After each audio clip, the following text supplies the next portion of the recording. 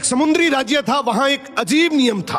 कोई भी आदमी राजा बन सकता है, लेकिन सिर्फ 5 साल के लिए। जैसे 5 साल पूरे होते उसे एक भयानक जंगल में छोड़ दिया जाता, जहां जंगली जानवर उसे मार देते। इसलिए ज्यादातर लोग राजा बनना तो चाहते थे। वो उस 5 साल के पीरियड में खूब मजे करते, पर जब 5 साल का समय पूरा होता तो वही आदमी रोते बिलखते जंगल की तरफ जाते।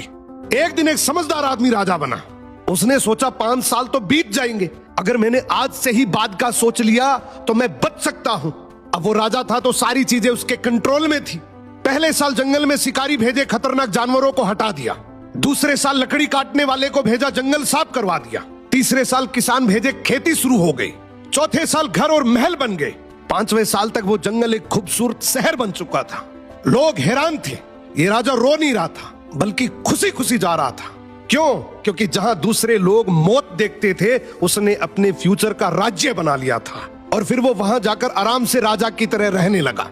इस कहानी की सीख बहुत सिंपल है। आज आपके पास समय है, या तो आप इसको यूटिलाइज कर लो या फिर कंफर्ट जोन में बिता दो। अगर आपने यूटिलाइज कर लिया तो हो सकता है 5 साल के बाद आप एक राजाओं जैसी जिंदगी जी लो, और अगर आपने कंफर्ट जोन चुन लिया तो हो सकता है आने वाले 5 साल के बाद आप किसी के 10 से 15 हजार रुपए की नौकरी करते दिखोगे।